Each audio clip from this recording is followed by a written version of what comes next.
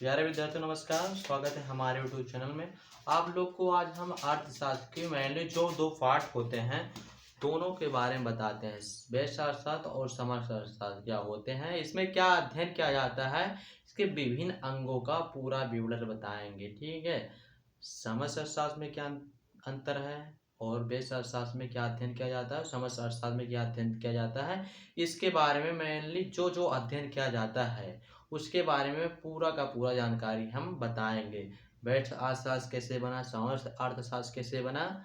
अगले वीडियो में हम आप लोग को अर्थशास्त्र की कुछ बेसिक जानकारी बता दिए थे, सामान्य जानकारी बता दिए थे, इसमें अर्थशास्त्र कैसे बना था, किस शब्द से बना था वो सब बता दिए थे, अर्थशास्त्र के जनक कौन थे वो बता दिए थे।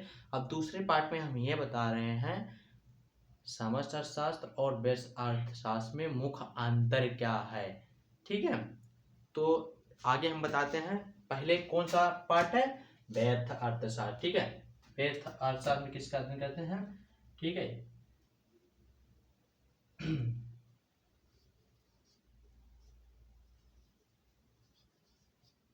माइक्रो। ठीक है, इसे इंग्लिश में भी माइक्रो कहते हैं, इसे व्यष्टि अर्थशास्त्र कहा जाता है। ठीक है, इसे इंग्लिश में माइक्रो भी कहते हैं।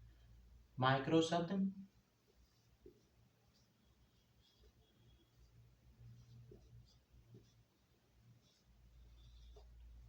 ग्रीक भाषा से बना है। ठीक है,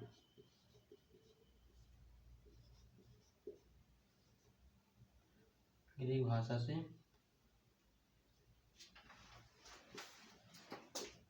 बना है, ग्रीक भाषा से बना है, जिसका अर्थ होता है मैक्रोस। ठीक है,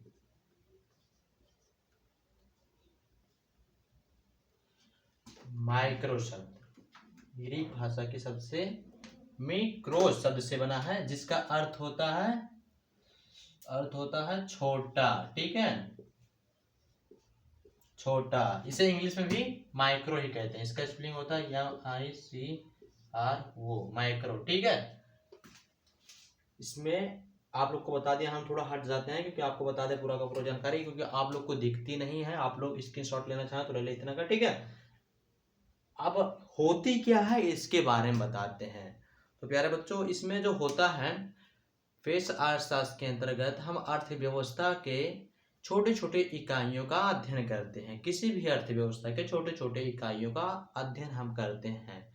ठीक है, उत्पादन, उपभोक्ता का व्यवहार, कीमत निर्धारण। ठीक है, इसके बारे में हम अध्ययन व्यष्टि अर्थशास्त्र के अंतर्गत करते हैं, व्यष्टि अर्थशास्त्र के अंतर्गत करते हैं। तो एक एक हम लिखकर आपको बता दें कि ताकि एग्जाम में आए तो आप लोग को कोई हिचकिटाहट नहीं होना चाहिए, आप सही का सही टिक लगा के आए। एक नंबर में भी पूछ लेता है समस्त अर्थशास्त्र और व्यष्टि में अंतर, तो 4 नंबर का आता है क्वेश्चन अर्थशास्त्र में, इंटर में और बीए में, तो उसमें भी आपको कोई कंफ्यूजन नहीं होना है, पूरा का पूरा सही सही लिख देना है। ठीक है, इसका अर्थ क्या होता है, छोटा। ठीक है, इसमें क्या क्या अध्ययन किया जाता है, एक एक करके हम आपको बता दें। मेनली एक, ठीक है, इसमें क्या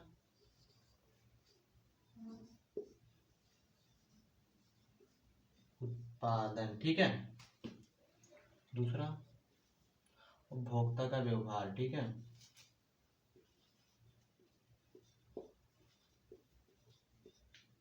का व्यवहार,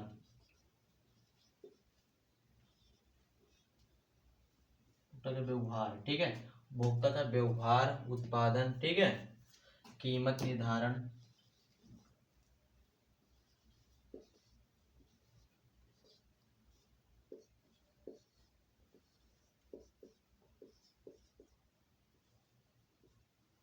कीमत निर्धारण। ठीक है, तो छोटी छोटी अर्थव्यवस्था की इकाइयों का अध्ययन हम व्यष्टि अर्थशास्त्र के अंतर्गत करते हैं, जिसका मैक्रोस का अर्थ होता है छोटा, इसलिए हम छोटे छोटे का अध्ययन इसके अंतर्गत हम करते हैं। ठीक है, किसके अंतर्गत, तो माइक्रो इकोनॉमिक्स के अंतर्गत, व्यष्टि अर्थशास्त्र के अंतर्गत हम छोटे छोटे इकाइयों का अध्ययन करते हैं। उत्पादन हो गया, इसमें और भी होता है, 4 हो गया, फर्म। ठीक है, परिवार सार्मिक।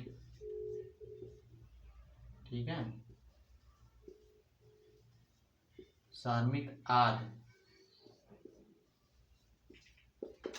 ठीक है। कहा करा था भैया, इसके अंतर्गत हम अध्ययन करते हैं, ठीक है। परिवार, कारण और सबका अध्ययन इसी के अंतर्गत हम करते हैं। छोटे छोटे इकाइयों का जो अध्ययन होता है हम किसके अंतर्गत करते हैं? व्यष्टि अर्थशास्त्र के अंतर्गत करते हैं, ठीक है। इसमें आप लोगों को कोई कंफ्यूजन नहीं होना चाहिए कहाँ से बना। हम इसको जो व्यष्टि अर्थशास्त्र की जो जानकारी थी हम आप लोग को बता दिए हैं, ठीक है। उत्पादन, इसमें क्या अध्ययन किया जाता है? उत्पादन का, उपभोक्ता व्यवहार का, कीमत निर्धारण कैसे होता है इसका अध्ययन में किया जाता है। फर्म, परिवार, ठीक है, इसे आदि का 6 महीने बता दिए हैं। और भी होता है इसके बारे में आप लोग पढ़ लीजिएगा किताब से, लेकिन जो 6 में अंतर करना है उसके बारे में हम बता दिए हैं, ठीक है। हाँ ठीक है, तो क्या बात है, ठीक है। अब हम बताते हैं, ठीक है। यही रहा था कि मतलब वही लेंगे। अब हम बताते हैं समर्थ अर्थशास्त्र, ठीक है।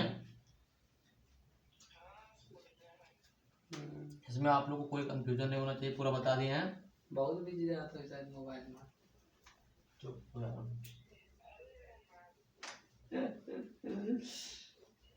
ठीक है, ये आप लोग स्क्रीनशॉट लेना चाहे तो ले लेते, ठीक है, कोई बात नहीं। अब बताते हैं समर्थ अर्थशास्त्र, ठीक है। चलो दूसरा क्या है? फिर सवेरे लगा तो बात करेंगे, ठीक।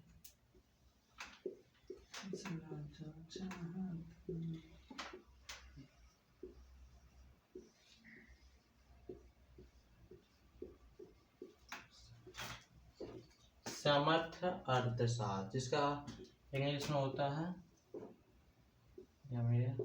CRO, मैक्रो, ठीक है।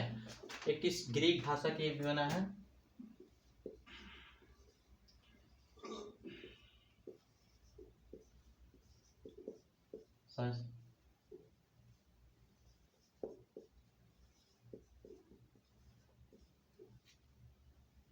शब्द से बना है, ठीक है, शब्द से बना है जिसका अर्थ होता है, ठीक है, मैक्रोज,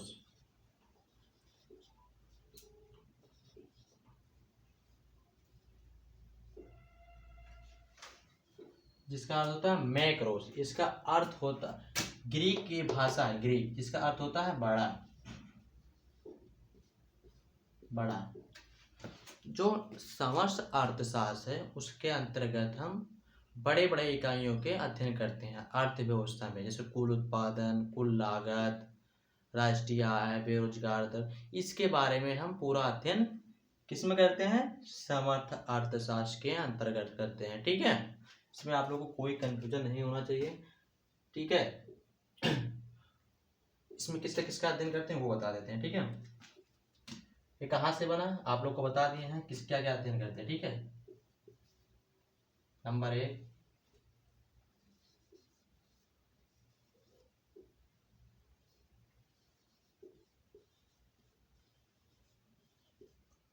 कुल उत्पादन,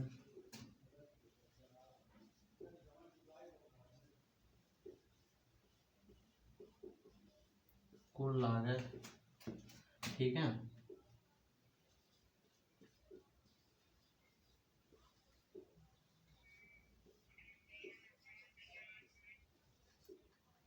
राष्ट्रीय आय,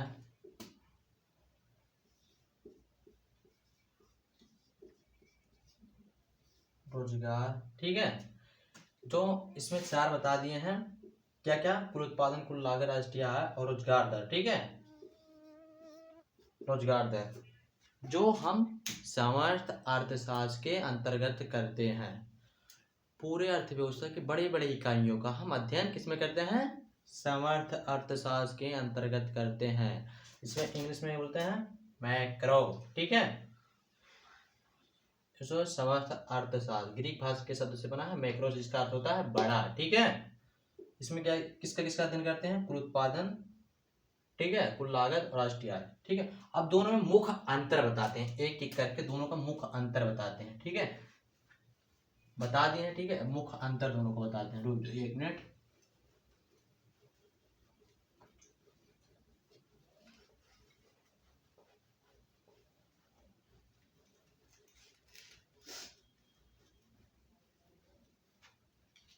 थोड़ा मुख्य, ठीक है।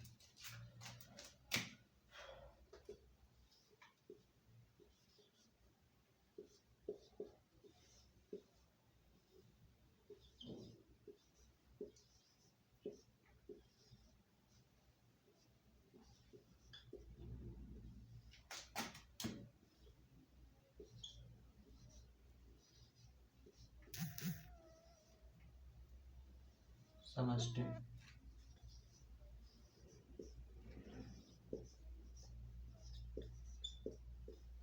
समर्थ अर्थशास्त्र, एक एक करके पूरा बता देते हैं, ठीक है। क्या क्या अध्ययन करते हैं, ठीक है। फिर इस अर्थशास्त्र में किसका अध्ययन करते हैं, ठीक है। नंबर 1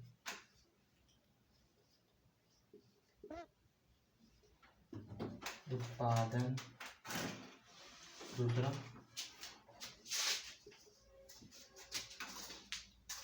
कीमत निर्धारण, ठीक है। कीमत निर्धारण, तीसरा की हो गया उत्पादन, कीमत निर्धारण, ठीक है। फर्म, परिवार ले लेते हैं, ठीक है। परिवार होता क्या है, फर्म, फर्म, ठीक है। फर्म, ठीक है। उपभोक्ता का व्यवहार, ठीक है। इसमें 4 अंतर बता दिए। इसमें क्या अंतर करते हैं, एक एक इसका बता देते हैं, ठीक है। कुल उत्पादन,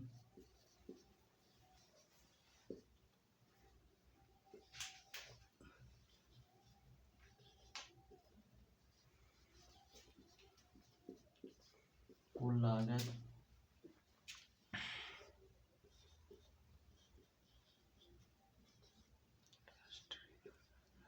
राष्ट्रीय आय, ठीक है। चौथा रोजगार, रोजगार दर, ठीक है। दोनों में मुख्य अंतर क्या दिख रहा है, ठीक है। दो एक एक करके हम दिखा दिए हैं। वे अर्थशास्त्र में क्या अध्ययन करते हैं। अगर आप लोग को फिर भी ना समझ में आया हो तो हम एक उदाहरण देकर बताते हैं। मान लीजिए 10 पेड़ हैं, ठीक है।